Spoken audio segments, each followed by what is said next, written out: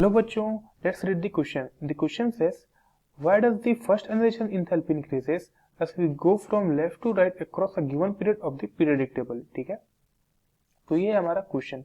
अब इस क्वेश्चन का जो हमारा की कॉन्सेप्ट है वो है हमारा आयनाइजेशन एंथैल्पी. आयनाइजेशन एंथैल्पी, ठीक है. अब देखिए, अब क्वेश्चन पूछ रहा है कि जब हम पीरियोडिक टेबल में लेफ्ट से राइट जाते हैं तो इसका जो आयनाइजेशन एंथैल्पी का जो वैल्यू है वो लगातार इंक्रीज क्यों होता है. तो इससे सबसे पहले हमें आयनाइजेशन एंथैल्पी को समझना पड़ेगा कि आखिर ये आयनाइजेशन एंथैल्पी क्या है. ठीक है, तो आयनाइजेशन एंथैल्पी एक एनर्जी है. क्या है? एक अमाउंट ऑफ एनर्जी है जो कि रिक्वायर्ड होता है किसी भी एटम से उसके आउटर मोस्ट इलेक्ट्रॉन को बाहर निकालने के लिए रिक्वायर्ड एनर्जी. ठीक है, मान लीजिए ये कोई एटम है, मान लीजिए ये एटम ए है जिसके पास इलेक्ट्रॉन इसके पास रोटेट कर रहे हैं. और मान लीजिए ये इसका आउटर मोस्ट इलेक्ट्रॉन है, तो अगर इसको इसके पास से बाहर निकालना है तो इसके बदले इस एटम को एक एनर्जी देना पड़ेगा.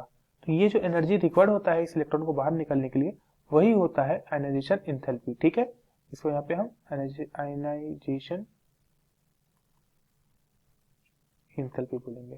और वही एनर्जी जो हम इसे दिए हैं वही होगा आयनाइजेशन एंथैल्पी. अब देखिए, अब ये लेफ्ट से राइट जाने पे इंक्रीज क्यों होता है पीरियोडिक टेबल के.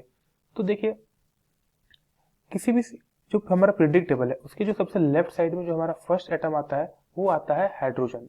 सॉरी, यहाँ पे हेलियम लिखा गया. वो है हमारा हाइड्रोजन. और हाइड्रोजन के पास कितने इलेक्ट्रॉन है? एक इलेक्ट्रॉन. और इसके पास प्रोटॉन कितने हैं? एक प्रोटॉन. जो हमारा सबसे राइट साइड पे आता है फर्स्ट रो में उसका क्या नाम है? उसका नाम है हीलियम. उसके पास कितने इलेक्ट्रॉन है? दो इलेक्ट्रॉन. प्रोटॉन कितने उसके पास? दो प्रोटॉन. ठीक है, अब पूरा कॉन्सेप्ट ये हम सिर्फ इन दोनों से ही समझ सकते हैं कि देखिए, मान लीजिए जो हाइड्रोजन एटम है, मान लीजिए ये एक हाइड्रोजन एटम है, तो उसके पास उसके न्यूक्लियस में एक पॉजिटिव चार्ज होगा और एक इलेक्ट्रॉन इसके पास है, तो ये ऐसे रोटेट कर रहा होगा. ठीक है, तो इसका जो ये इलेक्ट्रॉन और ये पॉजिटिव चार्ज है इसके बीच एक फोर्स होगा, एक फोर्स. तो जब हम इस इलेक्ट्रॉन को बाहर निकालना चाहेंगे तो हमें उसे जो इसे एक एनर्जी देना पड़ेगा. ठीक है, अब यहाँ पे हीलियम के एटम देखिए, ये हीलियम एटम है, तो इसका जो सेंटर है इसके पास यहाँ पे कितने पॉजिटिव चार्ज है? यहाँ पे दो पॉजिटिव चार्ज है, प्लस प्लस. और यहाँ पे जो इलेक्ट्रॉन है वो भी ऐसे रोटेट कर रहा है. इसके पास दो इलेक्ट्रॉन है. ठीक है, तो दो इलेक्ट्रॉन रोटेट कर रहा है. अब हम इस इलेक्ट्रॉन को बाहर निकालना चाहते हैं तो हमें यहाँ पे एनर्जी देना पड़ेगा. पहले तो यहाँ इसका जो न्यूक्लियस है, मतलब इसका जो पॉजिटिव चार्ज है और इसका जो इलेक्ट्रॉन है इसके बीच एक बहुत ही ज्यादा स्ट्रॉन्ग फोर्स है, हाइड्रोजन से ज्यादा है. क्यों हाइड्रोजन से ज्यादा है हीलियम का?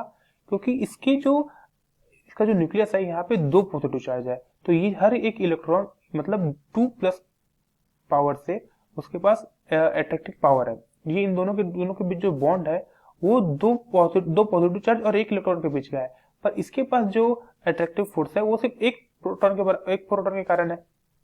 तो रिलेटिवली इसके पास हीलियम के पास ज्यादा स्ट्रॉन्ग अट्रैक्टिव फोर्स है न्यूक्लियस से. ठीक है, तो यही कारण है कि जब हम लेफ्ट से राइट जाते हैं तो क्योंकि जब हम लेफ्ट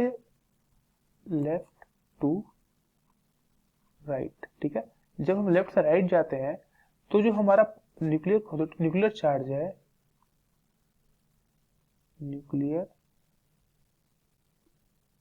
न्यूक्लियर चार्ज इंक्रीजेस. ठीक है, तो जब हम लेफ्ट से राइट जाते हैं पीरियोडिक टेबल में तो जो हमारा न्यूक्लियर चार्ज है वो लगातार इंक्रीज होने लगता है. और इस कारण जो हमारा अट्रैक्टिव फोर्स है इलेक्ट्रॉन और प्रोटॉन के बीच, न्यूक्लियस और इलेक्ट्रॉन के बीच, वो लगातार इंक्रीज होने लगता है. और यही कारण है क्योंकि जो आयनाइजेशन एंथैल्पी है, फर्स्ट आयनाइजेशन एंथैल्पी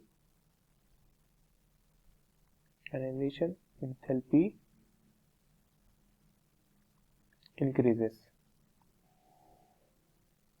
ठीक है, तो ये है हमारे क्वेश्चन का answer. Because of increase in nuclear charge the ionization enthalpy increases. Thank you, hope you understand it well. Best of luck.